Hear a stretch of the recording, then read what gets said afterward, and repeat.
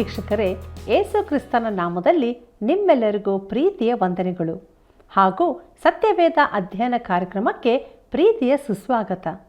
ಪ್ರಿಯರೇ, ಇಂದು ಕಳೆದ ಹಲವಾರು ದಿವಸಗಳಿಂದ ಅಧ್ಯಯನ ಮಾಡುತ್ತಾ ಬಂದ ಯೆಹೋಶುವನ ಪುಸ್ತಕದ ಧ್ಯಾನದ ಕೊನೆಯ ಕಾರ್ಯಕ್ರಮವಾಗಿದೆ. ದೇವರ ವಾಕ್ಯದ ಮೂಲಕ ಆಶೀರ್ವದಿಸಲ್ಪಟ್ಟು ಕರೆ ಮಾಡಿದ ತಮ್ಮೆಲ್ಲರಿಗೂ ಕೃತಜ್ಞತೆಗಳು. ಇಂದಿನ ಕಾರ್ಯಕ್ರಮದಲ್ಲಿ ಯೆಹೋಶುವನ ಒಂದು ಪ್ರಚಂಡವಾದ ಅರಿಕೆಯನ್ನು, ಅದಕ್ಕೆ ಇಸ್ರಾಯೇಲರ ಪ್ರತಿಕ್ರಿಯೆಯನ್ನು ನೋಡಲಿದ್ದೇವೆ. ಆದುದರಿಂದ ದೇವರ ವಾಕ್ಯದ ಮೂಲಕ ಸತ್ಯವನ್ನು ಅರಿತುಕೊಂಡು ಅದರಲ್ಲಿ ದೃಢವಾಗಿ ನಿಲ್ಲಲು ದೇವರಾತ್ಮನ ಸಹಾಯವನ್ನು ಬೇಡುತ್ತಾ ನಮ್ಮ ಧ್ಯಾನವನ್ನು ಪ್ರಾರಂಭಿಸೋಣ. ಪ್ರಿಯರೇ, ದೇವರ ಮಹಾಕೃಪೆಯಿಂದ ನಾವು ಅನೇಕ ದಿವಸಗಳಿಂದ ಧ್ಯಾನ ಮಾಡುತ್ತಾ ಬಂದ ಯೆಹೋಶುವನ ಪುಸ್ತಕದ ಕೊನೆಯ ಅಧ್ಯಯನಕ್ಕೆ ಬಂದಿದ್ದೇವೆ. ಖಂಡಿತವಾಗಿಯೂ ಈ ಯೆಹೋಶುವನ ಪುಸ್ತಕದ ಧ್ಯಾನವು ನಮ್ಮ ಆತ್ಮಿಕ ಜೀವಿತದಲ್ಲಿ ನಮ್ಮನ್ನು ಅಭಿವೃದ್ಧಿಪಡಿಸಿದೆ ಎಂದು ನಾನು ನಂಬುತ್ತೇನೆ ಮತ್ತು ಅದಕ್ಕಾಗಿ ದೇವರಿಗೆ ಸ್ತೋತ್ರ ಸಲ್ಲಿಸುತ್ತೇನೆ. ಅಷ್ಟೇ ಅಲ್ಲದೆ ನೀವು ಸಹ ಆಶೀರ್ವದಿಸಲ್ಪಟ್ಟಿರುವಿರಿ ಎಂದು ನಾನು ನಂಬುತ್ತೇನೆ. ದಯಮಾಡಿ ನೀವು ಹೊಂದಿಕೊಂಡಿರುವಂಥ ಆಶೀರ್ವಾದಗಳನ್ನು ನಮ್ಮೊಂದಿಗೆ ಹಂಚಿಕೊಳ್ಳಿರಿ ಎಂದು ನಿಮ್ಮನ್ನು ಪ್ರೀತಿಯಿಂದ ಕೇಳಿಕೊಳ್ಳುತ್ತೇನೆ. ಮತ್ತು ಕಾರ್ಯಕ್ರಮ ವೀಕ್ಷಿಸುತ್ತಿರುವಂಥ ನಿಮ್ಮೆಲ್ಲರನ್ನೂ, ಪ್ರಥಮ ಬಾರಿಯಾಗಿ ಇಂದು ಕಾರ್ಯಕ್ರಮ ವೀಕ್ಷಿಸುವಂಥ ಪ್ರಿಯರೆಲ್ಲರನ್ನೂ ಕೂಡ ನಾನು ಪ್ರೀತಿಯಿಂದ ಸ್ವಾಗತಿಸುತ್ತೇನೆ. ಪ್ರೀತಿಯುಳ್ಳ ದೇವಜನರೇ, ಇಂದು ನಾವು ಯೆಹೋಶುವನ ಪುಸ್ತಕ 24ನೇ ಅಧ್ಯಾಯವನ್ನು ಧ್ಯಾನ ಮಾಡಿಕೊಳ್ಳೋಣ. ಧ್ಯಾನ ಮಾಡುವ ಪ್ರತಿ ಹಂತದಲ್ಲೂ ದೇವರ ಕೃಪೆಯನ್ನು ಆಶ್ರಯಿಸುತ್ತಾ ಮುಂದೆ ಸಾಗೋಣ. ಈ 24ನೇ ಅಧ್ಯಾಯದಲ್ಲಿ ತಿರುಗಿ ಯೆಹೋಶುವನು ಜನರೆಲ್ಲರನ್ನೂ ಕೂಡಿಸುತ್ತಾನೆ ಮತ್ತು ಅವರೆಲ್ಲರೂ ಕರ್ತನ ಮುಂದೆ ಕಾಣಿಸಿಕೊಳ್ಳುತ್ತಾರೆ. ಯೆಹೋಶುವನು ಇಸ್ರಾಯೇಲ್ಯರ ಇತಿಹಾಸದ ಬಗ್ಗೆ ಪುನರ್ವಲೋಕನೆಯನ್ನು ಮತ್ತು ಅವರೊಂದಿಗಿನ ದೇವರ ಕೃಪೆಯ ವಹಿವಾಟನ್ನು ಕುರಿತು ಪುನಃ ಅವರಿಗೆ ಪ್ರಸ್ತಾಪಿಸುತ್ತಾನೆ. ಬನ್ನಿರಿ, ನಮ್ಮ ಧ್ಯಾನವನ್ನು ಮುಂದುವರಿಸುವ ಹಾಗೆ ಯೆಹೋಶುವನ ಪುಸ್ತಕ 24ನೇ ಅಧ್ಯಾಯ 2ನೇ ವಚನವನ್ನು ಗಮನಿಸೋಣ. ಅಲ್ಲಿ ಹೀಗೆ ಬರೆದದೆ: ಯೆಹೋಶುವನು ಅವರೆಲ್ಲರಿಗೆ, ನಿಮ್ಮ ದೇವರಾದ ಯೆಹೋವನು ಹೇಳುವುದೇನೆಂದರೆ, ಅಬ್ರಹಾಂ, ನಾಹೋರ್ ಎಂಬವರ ತಂದೆಯಾದ ತೆರಹ ಮೊದಲಾದ ನಿಮ್ಮ ಮೂಲ ಪುರುಷರು ಪೂರ್ವದಲ್ಲಿ ಯುಫ್ರಟೀಸ್ ಹೊಳೆಯ ಆಚೆಯಲ್ಲಿದ್ದು ಅನ್ಯ ದೇವತೆಗಳನ್ನು ಪೂಜಿಸುತ್ತಿದ್ದರು ಎಂಬುದಾಗಿ. ಕರ್ತನಲ್ಲಿ ಪ್ರಿಯರೇ, ನಾವು ಶಂಕಿಸಿದಾಗ್ಯೂ ಅರಿಯದೇ ಇರುವ ಯಾವುದೋ ಒಂದನ್ನು ಇದು ನಮಗೆ ಪ್ರಕಟಪಡಿಸುತ್ತದೆ. ದೇವರು ಅಬ್ರಹಾಮನನ್ನು ಕಲ್ದಿಯರ ಊರ್ ಎಂಬ ಪಟ್ಟಣದಿಂದ ಕರೆದಾಗ ಆತನು ಅವನನ್ನು ದೇವರು ಅಸಹ್ಯಪಡುವ ಆರಾಧನೆಯ ಮನೆಯಿಂದ ಹೊರಗೆ ಕರೆದನು. ಇಲ್ಲಿ ಹೇಳಲ್ಪಟ್ಟಿರುವ ಹಾಗೆ ತೆರಹನು ಅನ್ಯ ದೇವತೆಗಳನ್ನು ಸೇವಿಸುತ್ತಿದ್ದನು. ಪ್ರಿಯರೇ, ಇಲ್ಲಿ ಒಂದು ಪ್ರಶ್ನೆ ಉದ್ಭವಿಸುತ್ತದೆ. ದೇವರು ಯಾಕೆ ಅಬ್ರಹಾಮನನ್ನು ಆರಿಸಿಕೊಂಡು ಅವರಿಂದ ಒಂದು ದೇಶವನ್ನು ಮಾಡಿದನು? ಅದಕ್ಕಾಗಿ ನಾವು ಅದರ ಹಿನ್ನೆಲೆಯನ್ನು ಸ್ವಲ್ಪ ಈಗ ಗಮನಿಸೋಣ. ನೋಡಿರಿ, ಬಾಬೇಲ್ ಗೋಪುರದ ನಂತರ ಮನುಷ್ಯನು ದೇವರಿಂದ ಸಂಪೂರ್ಣವಾಗಿ ದೂರ ಹೋದನು. ಅಬ್ರಹಾಮನ ತಂದೆಯಾದ ತೆರಹನನ್ನು ಹಿಡಿದುಕೊಂಡು ಯಾರೂ ದೇವರನ್ನು ಸೇವಿಸಲಿಲ್ಲ. ಯಾವಾಗ ದೇವರು ಭಾಷೆಯನ್ನು ತಾರುಮಾರು ಮಾಡಿದನೋ ಆಗ ಜನರೆಲ್ಲರೂ ಎಲ್ಲಾ ದಿಕ್ಕಿನಲ್ಲಿ ಚದರಿ ಹೋದರು ಮತ್ತು ತಮ್ಮೊಂದಿಗೆ ನಿಜವಾದ ಹಾಗೂ ಜೀವಿಸುವ ದೇವರ ಜ್ಞಾನವನ್ನು ತೆಗೆದುಕೊಂಡು ಹೋದರು. ಇದೇ ಕಾರಣದಿಂದಾಗಿ ಇಂದು ಎಲ್ಲರೂ ಒಂದು ವೇಳೆ ಜೀವಸ್ವರೂಪನಾದ ದೇವರನ್ನು ಆರಾಧಿಸದೇ ಹೋದರೂ ಅವರು ಆತನ ಬಗ್ಗೆ ತಿಳುವಳಿಕೆಯನ್ನು ಹೊಂದಿದ್ದಾರೆ. ಕರ್ತನಲ್ಲಿ ಪ್ರಿಯ ಸಹೋದರ ಸಹೋದರಿಯರೇ, ಈಗ ದೇವರು ತನ್ನ ವ್ಯಕ್ತಿತ್ವಕ್ಕೆ, ತನ್ನ ಗುಣಧರ್ಮಕ್ಕೆ, ತನ್ನ ಲಕ್ಷಣಕ್ಕೆ ಅನುಗುಣವಾದಂಥ ಏನನ್ನೋ ಮಾಡಬಲ್ಲನು. ಆತನು ಮಾನವ ಕುಟುಂಬವನ್ನು ನ್ಯಾಯ ತೀರಿಸಿ ಅದನ್ನು ಭೂಮಿಯಿಂದ ತೆಗೆದುಹಾಕಿ ಬಿಡಬಹುದಿತ್ತು. ಆತನು ಬಯಸಿದ್ದರೆ ಈ ಭೂಮಿಯನ್ನು ಚಂದ್ರನಂತೆ ನಿರ್ಮಾಣ ಮಾಡಬಹುದಾಗಿತ್ತು. ಆದರೆ ಆತನು ಹಾಗೆ ಮಾಡಲಿಲ್ಲ. ಆತನು ಮಾನವ ಕುಲವನ್ನು ಪುನಃ ಸಂಪಾದಿಸುತ್ತಾನೆ. ಅದನ್ನು ಆತನು ಒಬ್ಬ ಮನುಷ್ಯನಿಂದ ಪ್ರಾರಂಭಿಸುತ್ತಾನೆ. ನೋಡಿರಿ, ಆ ಮನುಷ್ಯನು ನಿಜವಾದ ಹಾಗೂ ಜೀವಿಸುವ ದೇವರನ್ನು ಅರಿತುಕೊಳ್ಳುವ ಆಶೆಯನ್ನು ಹೃದಯದಲ್ಲಿ ಹೊಂದಿದ್ದ ಅಬ್ರಹಾಮನಾಗಿದ್ದನು. ದೇವರು ಅವನನ್ನು ಕರೆದಾಗ ಆತನು ಅವನಿಗೆ ಊರ್ ಪಟ್ಟಣವನ್ನು, ಅವನ ಕುಟುಂಬವನ್ನು ಬಿಡುವಂತೆ ಹೇಳಿದನು. ಯಾಕೆ ಎಂಬುದನ್ನು ಈಗಾಗಲೇ ನಾವು ತಿಳಿದುಕೊಂಡಿದ್ದೇವೆ. ತೆರಹನು ದೇವರು ಅಸಹ್ಯಪಡುವ ಆರಾಧನೆಯನ್ನು ಮಾಡುತ್ತಿದ್ದನು. ದೇವರು ಅಬ್ರಹಾಮನೊಂದಿಗೆ ವ್ಯವಹರಿಸಿ ಅವನ ಮೂಲಕ ಒಂದು ದೇಶವನ್ನು ಉಂಟುಮಾಡಿ ಅದರ ಮೂಲಕ ಮೆಸ್ಸಿಯನನ್ನು ಈ ಲೋಕಕ್ಕೆ ಬರಮಾಡುವ ಉದ್ದೇಶದಿಂದ ಅವನನ್ನು ತನ್ನ ಕುಟುಂಬದಿಂದ ಹೊರಕರೆದನು. ಪ್ರಿಯರೇ, ಈಗ ದೇವರು ಐಗುಪ್ತದ ಇಟ್ಟಿಗೆ ಮಾಡುವ ಅಂಗಳದಲ್ಲಿ ಆ ದೇಶವನ್ನು ಉಂಟು ಮಾಡಿದನು. ದಯಮಾಡಿ ಗಮನಿಸಿರಿ, ದೇವರು ನನ್ನಿಂದ ನಿಮ್ಮಿಂದ ಯಾವುದೋ ಒಂದನ್ನು ಉಂಟು ಮಾಡಲು ಬಯಸಿದ್ದರೆ ಆತನು ನಮ್ಮನ್ನು ಬೆಂಕಿಯಲ್ಲಿ ನಡೆಸುವುದರ ಮೂಲಕ ಅದನ್ನು ಮಾಡುತ್ತಾನೆ. ಬನ್ನಿರಿ ಪ್ರಿಯರೇ, ಮುಂದಕ್ಕೆ ನಮ್ಮ ಧ್ಯಾನದಲ್ಲಿ ಯೆಹೋಶುವನ ಪುಸ್ತಕ 24ನೇ ಅಧ್ಯಾಯ 5ರಿಂದ 7ನೇ ವಚನದವರೆಗೆ ಗಮನಿಸೋಣ. ಅಲ್ಲಿ ಹೀಗೆ ಬರೆದದೆ: ತರುವಾಯ ನಾನು ಮೋಶೆ ಆರೋನರನ್ನು ಕಳಿಸಿ ಆ ಐಗುಪ್ತರಲ್ಲಿ ಅನೇಕ ಮಹತ್ಕಾರ್ಯಗಳನ್ನು ನಡೆಸಿ ಅವರನ್ನು ಬಾಧಿಸಿ ನಿಮ್ಮನ್ನು ಹೊರಗೆ ಕರೆತಂದೆನು. ನಿಮ್ಮ ಪಿತೃಗಳು ಐಗುಪ್ತದಿಂದ ಬಿಡುಗಡೆಯಾಗಿ ಕೆಂಪು ಸಮುದ್ರಕ್ಕೆ ಬರುತ್ತಿರುವಾಗ ಐಗುಪ್ತರು ರಥಾಶ್ವಬಲಗಳ ಸಹಿತವಾಗಿ ಅವರನ್ನು ಆ ಸಮುದ್ರದವರೆಗೂ ಹಿಂದಟ್ಟಿದರು. ಆಗ ಅವರು ಯೆಹೋವನಾದ ನನಗೆ ಮೊರೆಯಿಡಲು ನಾನು ಅವರಿಗೂ ಐಗುಪ್ತರಿಗೂ ಮಧ್ಯದಲ್ಲಿ ಕಾರ್ಗತ್ತಲೆಯನ್ನುಂಟು ಮಾಡಿದೆನು. ಇದಲ್ಲದೆ ನಾನು ಐಗುಪ್ತರ ಮೇಲೆ ಸಮುದ್ರವನ್ನು ಬರಮಾಡಿ ಅವರನ್ನು ಮುಚ್ಚಿಬಿಟ್ಟೆನು. ನಾನು ಐಗುಪ್ತದಲ್ಲಿ ಏನೇನು ಮಾಡಿದೆನೆಂಬುದಕ್ಕೆ ನೀವು ಸಾಕ್ಷಿಗಳಾಗಿದ್ದೀರಿ ಎಂಬುದಾಗಿ. ಕರ್ತನಲ್ಲಿ ಪ್ರಿಯರೇ, ದೇವರು ಇಸ್ರಾಯೇಲ್ಯರನ್ನು ಅವರ ವಿರುದ್ಧವಾಗಿ ಹೋರಾಡಲು ಬಂದ ಅಮೋರಿಯರಿಂದ ಬಿಡಿಸುವುದರಿಂದ ಹಿಡಿದು ಅವರನ್ನು ಶಪಿಸಲು ಪ್ರಯತ್ನಿಸಿದ ಬೀಳಾಮನವರೆಗೂ ಮತ್ತು ಯೋರ್ದಾನ್ ಹೊಳೆಯನ್ನು ದಾಟಿಸುವುದರಿಂದ ಹಿಡಿದು ಅವರ ವಿರೋಧವಾಗಿ ಹೋರಾಡಲು ಬಂದ ಆ ದೇಶದ ನಿವಾಸಿಗಳಿಂದ ಬಿಡಿಸುವವರೆಗೂ ತಾನು ಅವರಿಗೋಸ್ಕರ ಹೊಂದಿದ ಕಾಳಜಿಯನ್ನು ಮುಂದುವರಿಸುತ್ತಿರುವನು. ಬನ್ನಿರಿ, ನಮ್ಮ ಧ್ಯಾನದಲ್ಲಿ ಮುಂದುವರಿದು ಯೆಹೋಶುವನ ಪುಸ್ತಕ 24ನೇ ಅಧ್ಯಾಯ 13ನೇ ವಚನವನ್ನು ಗಮನಿಸೋಣ. ಅಲ್ಲಿ ಹೀಗೆ ಬರೆದದೆ: ನೀವು ವ್ಯವಸಾಯ ಮಾಡದೆ ಬೆಳೆದಿರುವ ಭೂಮಿಯನ್ನು ನಿಮಗೆ ಕೊಟ್ಟೆನು. ನೀವು ಕಟ್ಟದೇ ಇರುವ ಪಟ್ಟಣಗಳಲ್ಲಿ ನೀವು ವಾಸಿಸುತ್ತೀರಿ. ನೀವು ನೆಟ್ಟು ಬೆಳೆಸದೇ ಇರುವ ದ್ರಾಕ್ಷೆ, ಎಣ್ಣೆ ಮರ ಇವುಗಳ ತೋಟಗಳನ್ನು ಅನುಭವಿಸುತ್ತಿದ್ದೀರಿ ಎಂಬುದೇ. ಕರ್ತನಲ್ಲಿ ಪ್ರಿಯ ದೇವಜನರೇ, ಈಗ ಇಸ್ರಾಯೇಲ್ ಜನರು ದೇಶದಲ್ಲಿ ನೆಲೆಸಿದ್ದಾರೆ. ಆದರೆ ಅಲ್ಲಿದ್ದಂಥ ನಾಗರಿಕತೆಯಿಂದ ತಮ್ಮನ್ನು ತೊಲಗಿಸಿಕೊಳ್ಳದ ಕಾರಣ ದೇವರು ಅಸಹ್ಯಪಡುವ ಆರಾಧನೆಯು ಅವರನ್ನು ಸುತ್ತುವರಿದಿದೆ. ಅವರು ನಿಜವಾದ ಆಪತ್ತಿನಲ್ಲಿದ್ದಾರೆ. ಯೆಹೋಶುವನು ಜನರಿಗೆ ತಮ್ಮ ಜೀವಿತಗಳನ್ನು ಸಂಪೂರ್ಣವಾಗಿ ದೇವರ ಕಡೆಗೆ ತಿರುಗಿಸುವ ನಿಜವಾದ ಸಮರ್ಪಣೆಯನ್ನು ಮಾಡಿಕೊಳ್ಳುವಂತೆ ಕರೆ ನೀಡುತ್ತಿರುವನು. ಈಗ ನಾವು ಯೆಹೋಶುವನನ್ನು ಆಲಿಸೋಣ. ಬನ್ನಿರಿ ಪ್ರಿಯರೇ, ನಮ್ಮ ಧ್ಯಾನವನ್ನು ಮುಂದುವರಿಸುವ ಹಾಗೆ ಯೆಹೋಶುವನ ಪುಸ್ತಕ 24ನೇ ಅಧ್ಯಾಯ 14 ಮತ್ತು 15ನೇ ವಚನಗಳನ್ನು ಗಮನಿಸೋಣ. ಅಲ್ಲಿ ಹೀಗೆ ಬರೆದದೆ: ಹೀಗಿರುವುದರಿಂದ ನೀವು ಯೆಹೋವನಲ್ಲಿ ಭಯಭಕ್ತಿಯುಳ್ಳವರಾಗಿರಿ. ಆತನನ್ನು ಪೂರ್ಣ ಮನಸ್ಸಿನಿಂದಲೂ ಯಥಾರ್ಥ ಚಿತ್ತದಿಂದಲೂ ಸೇವಿಸಿರಿ. ನಿಮ್ಮ ಪೂರ್ವಿಕರು ಯೂಫ್ರಟೀಸ್ ನದಿಯ ಆಚೆಯಲ್ಲಿ ಐಗುಪ್ತದಲ್ಲಿಯೂ ಪೂಜಿಸುತ್ತಿದ್ದ ದೇವತೆಗಳನ್ನು ನಿಮ್ಮಲ್ಲಿಂದ ತೆಗೆದುಹಾಕಿರಿ. ಯೆಹೋವನನ್ನೇ ಸೇವಿಸಿರಿ. ಯೆಹೋವನನ್ನು ಸೇವಿಸುವುದು ನಿಮಗೆ ಸರಿ ಕಾಣದಿದ್ದರೆ ಯಾರನ್ನು ಸೇವಿಸಬೇಕೆಂದಿದ್ದೀರಿ? ಈ ಹೊತ್ತೇ ಆರಿಸಿಕೊಳ್ಳಿರಿ. ನಿಮ್ಮ ಪೂರ್ವಿಕರು ಯೂಫ್ರಟೀಸ್ ನದಿಯ ಆಚೆಯಲ್ಲಿ ಸೇವಿಸುತ್ತಿದ್ದ ದೇವತೆಗಳೋ, ಈ ದೇಶದ ಮೂಲ ನಿವಾಸಿಗಳಾದ ಅಮೋರಿಯರ ದೇವತೆಗಳೋ? ಹೇಳಿರಿ, ನಾನು ನನ್ನ ಮನೆಯವರು ಯೆಹೋವನನ್ನೇ ಸೇವಿಸುವೆವು ಅಂದನು ಎಂಬುದಾಗಿ. ಕರ್ತನಲ್ಲಿ ಪ್ರೀತಿಯುಳ್ಳ ಸಹೋದರ ಸಹೋದರಿಯರೇ, ಯೆಹೋಶುವನ ಬಗ್ಗೆ ನಾನು ಎಷ್ಟು ಅರಿತುಕೊಳ್ಳುತ್ತೇನೋ ಅಷ್ಟು ಹೆಚ್ಚಾಗಿ ಅವನನ್ನು ಇಷ್ಟಪಡುತ್ತಾ ಹೋಗುತ್ತೇನೆ. ಮೋಶೆಯ ನೆರಳಿನಲ್ಲಿ ಅವನು ನಿಂತ ಈ ಎಲ್ಲ ವರ್ಷಗಳ ಮೂಲಕ ಅವನು ಒಂದು ರೀತಿಯಲ್ಲಿ ಚಿಕ್ಕ ಮೋಶೆಯೇ ಆಗಿರುವನು ಎಂಬುದಾಗಿ ನಾವು ಯೋಚಿಸುತ್ತೇವೆ. ಆದರೆ ಯೆಹೋಶುವನು ಮಹಾ ನಿಲುವಿನ ವ್ಯಕ್ತಿಯಾಗಿರುವನು. ಇಂಥ ಮನುಷ್ಯನನ್ನು ಆಯ್ದುಕೊಳ್ಳುವಲ್ಲಿ ದೇವರು ಯಾವ ತಪ್ಪನ್ನೂ ಮಾಡಲಿಲ್ಲ. ನೋಡಿರಿ, ಯೆಹೋಶುವನು ಸಾಧಾರಣ ಮನುಷ್ಯನಾಗಿದ್ದಾಗ್ಯೂ ದೇವರಿಗೆ ಸಮರ್ಪಿಸಿಕೊಂಡ ಒಬ್ಬ ಸಾಮಾನ್ಯ ಮನುಷ್ಯನು ಪ್ರಬಲವಾಗಿ ಉಪಯೋಗಿಸಲ್ಪಡಬಹುದು ಎಂದು ಈ ಪುಸ್ತಕವು ಪ್ರಕಾಶಪಡಿಸುತ್ತದೆ.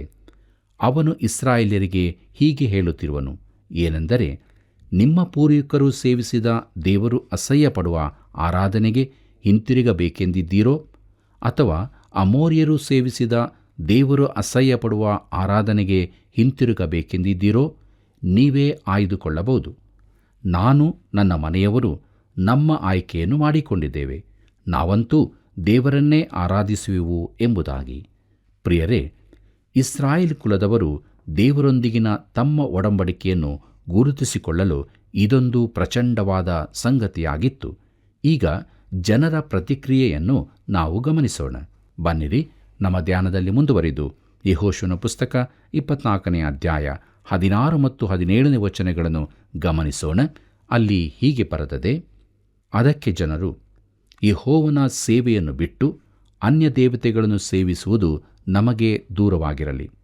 ನಾವು ದಾಸತ್ವದಲ್ಲಿದ್ದ ಐಗುಪ್ತದಿಂದ ನಮ್ಮನ್ನು ನಮ್ಮ ಪಿತೃಗಳನ್ನು ಹೊರತಂದು ನಮ್ಮೆದುರಿನಲ್ಲಿಯೇ ಮಾತ್ಕಾರ್ಯಗಳನ್ನು ನಡೆಸಿ ನಮ್ಮ ಎಲ್ಲ ಪ್ರಯಾಣಗಳಲ್ಲಿಯೂ ದಾಟಿ ಬಂದ ಅನ್ಯ ಜನಾಂಗಗಳ ಮಧ್ಯದಲ್ಲಿಯೂ ನಮ್ಮನ್ನು ಕಾಪಾಡಿದವನು ನಮ್ಮ ದೇವರಾದ ಯೆಹೋವನೇ ಅಲ್ಲವೇ ಎಂಬುದಾಗಿ. ಕರ್ತನಲ್ಲಿ ಪ್ರಿಯ ದೇವಜನರೇ, ದೇವರು ಇಸ್ರಾಯೇಲರೊಂದಿಗೆ ವಿಲಕ್ಷಣವಾದ ರೀತಿಯಲ್ಲಿ ಕಾರ್ಯ ಮಾಡಿದ್ದರಿಂದ ಅವರು ಆತನನ್ನು ಬಿಟ್ಟು ದೂರ ಹೋಗದೆ ಹತ್ತಿರದಲ್ಲಿದ್ದುಕೊಂಡು ಆತನನ್ನೇ ಸೇವಿಸಲಿರುವರು ಎಂಬುದಾಗಿ ನಾವು ಆಲೋಚಿಸಬಹುದು.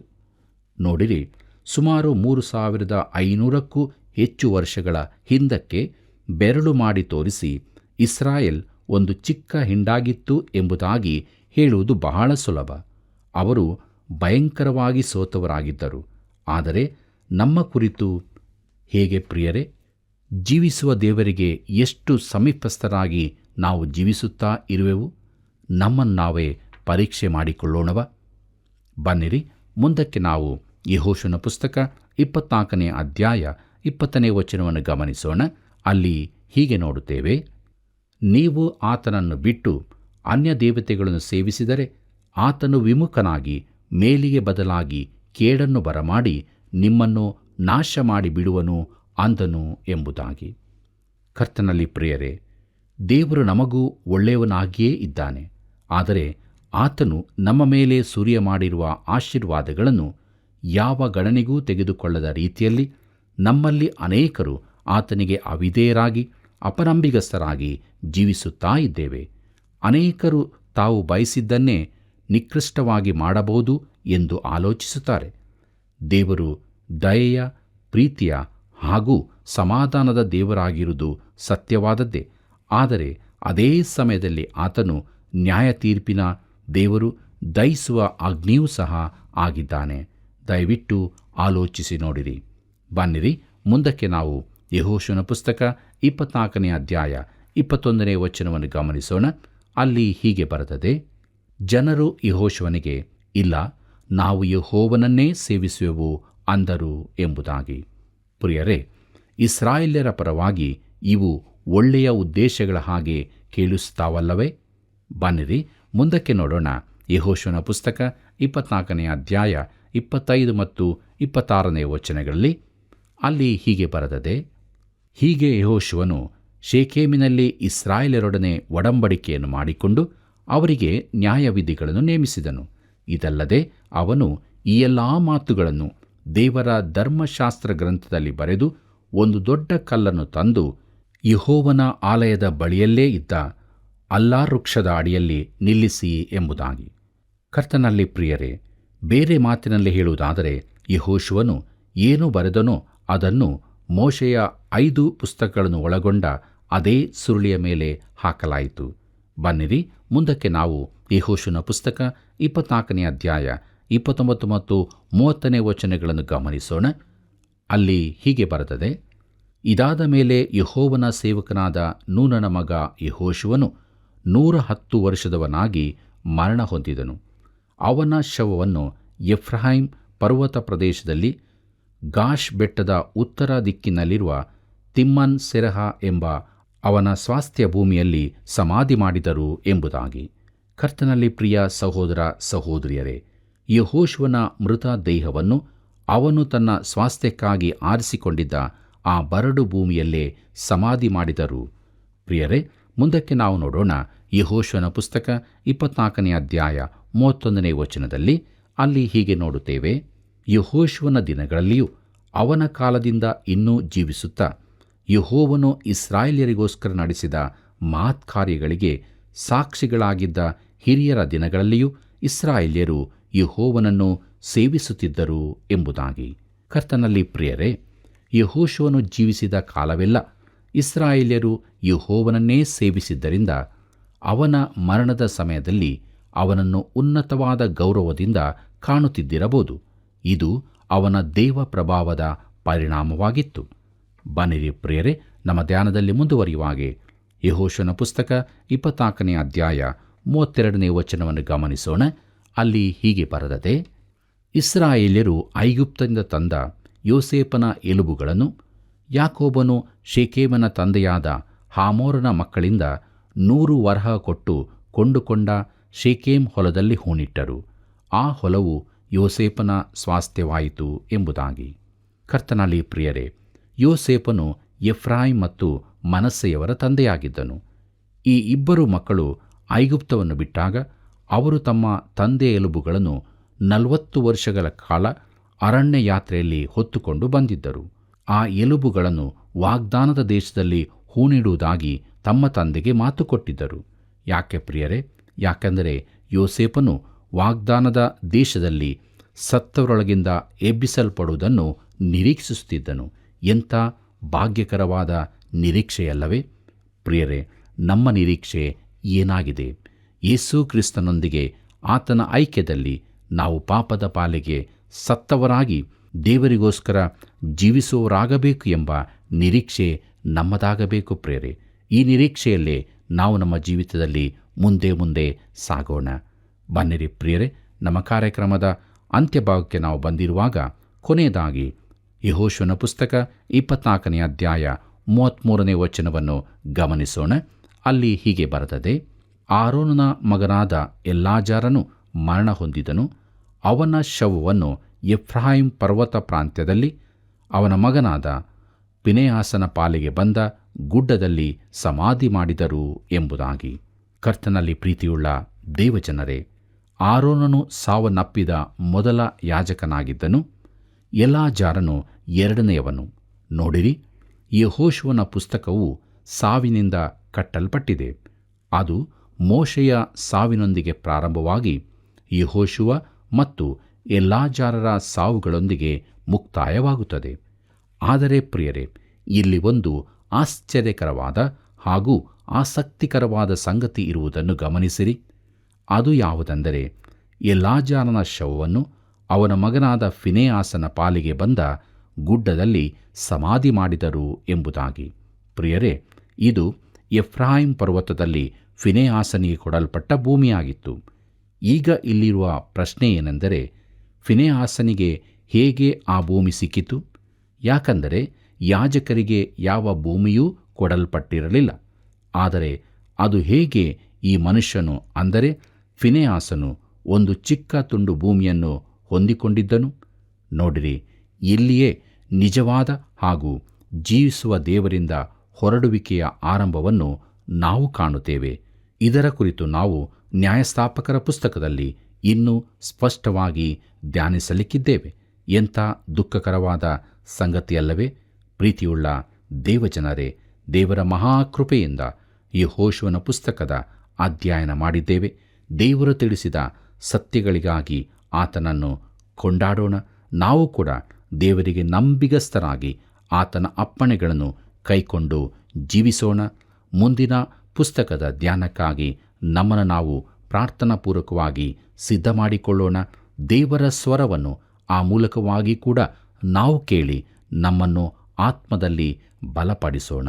ಪ್ರೀತಿಯುಳ್ಳ ದೇವಜನರೇ, ಯೆಹೋಶುವನ ಜೀವಿತ, ದೇವರವನನ್ನು ಉಪಯೋಗಿಸಿಕೊಂಡದ್ದು, ಆ ಮೂಲಕವಾಗಿ ದೇವರು ತನ್ನ ಕಾರ್ಯವನ್ನು ನೆರವೇರಿಸಿದ್ದು, ಇವುಗಳ ಮೂಲಕ ನಾವು ಕಲಿತಂಥ ಆತ್ಮಿಕ ಸತ್ಯಗಳಿಗಾಗಿ ದೇವರನ್ನು ಕೊಂಡಾಡುತ್ತಾ ನಮ್ಮನ್ನು ದೇವರ ಹಸ್ತಕ್ಕೆ ಒಪ್ಪಿಸಿಕೊಡೋಣ. ಯೆಹೋಶುವನಂತೆ ನಾವು ಕೂಡ ದೇವರ ಕಾರ್ಯಕ್ಕಾಗಿ ಉಪಯೋಗಿಸಲ್ಪಡೋಣ. ಹೀಗಾಗುವಂತೆ ದೇವರು ತಾನು ನಮಗೆ ಸಹಾಯ ಮಾಡಲಿ. ಕರ್ತನ ಕೃಪೆಯು ಸದಾ ನಿಮ್ಮೆಲ್ಲರ ಸಂಗಡ ಇರಲಿ. ಪ್ರಿಯರೇ, ಇಂದಿನ ಅಧ್ಯಯನವು ಎಷ್ಟೊಂದು ಅರ್ಥಗರ್ಭಿತವಾಗಿತ್ತು ಅಲ್ಲವೇ? ಆಳವಾದ ಸತ್ಯವನ್ನು ನಾವು ತಿಳಿದುಕೊಳ್ಳಲು ಸಹಾಯ ಮಾಡಿದ ದೇವರನ್ನು ಕೊಂಡಾಡೋಣ. ಯೆಹೋಶುವನು ಒಬ್ಬ ಸಾಮಾನ್ಯ ವ್ಯಕ್ತಿಯಾಗಿದ್ದರೂ ಮೋಶೆಯ ನೆರಳಿನಲ್ಲಿ ಬೆಳೆದು ತನ್ನನ್ನು ದೇವರಿಗೆ ಸಮರ್ಪಿಸಿಕೊಂಡು ದೇವರಿಂದ ಉಪಯೋಗಿಸಲ್ಪಟ್ಟ ಮಹಾ ನಿಲುವಿನ ವ್ಯಕ್ತಿಯಾದನು. ಆದುದರಿಂದ ನಾವು ನಮ್ಮನ್ನು ದೇವರಿಗೆ ಸಂಪೂರ್ಣವಾಗಿ ಸಮರ್ಪಿಸಿಕೊಂಡು ಯೇಸು ಕ್ರಿಸ್ತನ ಅನ್ಯೋನ್ಯತೆಯಲ್ಲಿ ವಾಕ್ಯದ ನೆರಳಿನಲ್ಲಿ ಪರಿಶುದ್ಧಾತ್ಮನ ಬಲದಿಂದ ಕ್ರಿಸ್ತ ನಂಬಿಕೆ ಜೀವಿತವನ್ನು ಜೀವಿಸೋಣ. ದೇವರನ್ನು ಮಹಿಮೆಪಡಿಸೋಣ. ಮುಂದಿನ ಹೊಸ ಪುಸ್ತಕದ ಅಧ್ಯಯನಕ್ಕಾಗಿ ಪ್ರಾರ್ಥನಾಪೂರ್ವಕವಾಗಿ ಸಿದ್ಧರಾಗಿರಿ. ಬಂದಿರಿ, ಈಗ ನಾವು ಪ್ರಾರ್ಥನೆಯನ್ನು ಮಾಡೋಣ. ಕೃಪಾ ಕನಿಕರ ಉಳ್ಳಂಥ ನಮ್ಮ ತಂದೆಯಾದ ದೇವರೇ, ಎಷ್ಟೊಂದು ಒಳ್ಳೆಯ ಸಮಯವನ್ನು ಅನುಗ್ರಹಿಸಿಕೊಟ್ಟಿದ್ದಿ. ಯೆಹೋಶುವನ ಪುಸ್ತಕದಿಂದ ಎಷ್ಟೊಂದು ಆತ್ಮಿಕ ವಿಚಾರಗಳನ್ನು, ಆತ್ಮಿಕ ಪಾಠಗಳನ್ನು, ಆತ್ಮಿಕ ಆಶೀರ್ವಾದಗಳನ್ನು ನಮಗೆ ಅನುಗ್ರಹಿಸಿಕೊಟ್ಟಿದ್ದಿ. ಅದಕ್ಕಾಗಿ ಸ್ತೋತ್ರ. ಈ ಕಾರ್ಯಕ್ರಮವನ್ನು ವೀಕ್ಷಿಸುತ್ತಿರುವಂಥ ಪ್ರತಿಯೊಬ್ಬ ಪ್ರಿಯ ವೀಕ್ಷಕ ಬಾಂಧವರನ್ನು ಆಶೀರ್ವದಿಸು. ಅವರ ಎಲ್ಲ ಸಮಸ್ಯೆಗಳನ್ನು ಪರಿಹರಿಸಿ ಆತ್ಮಿಕ ಜೀವಿತದಲ್ಲಿ ಮುಂದೆ ಸಾಗಲು ಸಹಾಯ ಮಾಡು. ಯೇಸುವಿನ ನಾಮದಲ್ಲಿ ಬೇಡಿದ್ದೇವೆ ತಂದೆಯೇ, ಆಮೇನ್. ಪ್ರಿಯರೇ, ಕಾರ್ಯಕ್ರಮ ವೀಕ್ಷಿಸಿದ ನಮ್ಮೆಲ್ಲರ ಅರಿಕೆ ಒಂದೇ ಆಗಿರಬೇಕು, ಅದು ದೇವರಿಗಾಗಿ ಜೀವಿಸುವುದು. ಆದ್ದರಿಂದ ಈ ಸತ್ಯವನ್ನು ಇತರರು ಕೂಡ ತಿಳಿದುಕೊಳ್ಳುವಂತಾಗಲು ನಮ್ಮೊಂದಿಗೆ ಕೈ ಜೋಡಿಸಿರಿ, ಮಿಸ್ ಕಾಲ್ ಮಾಡಿರಿ, ಸೇವೆಯನ್ನು ಕೂಡ ಬೆಂಬಲಿಸಿರಿ.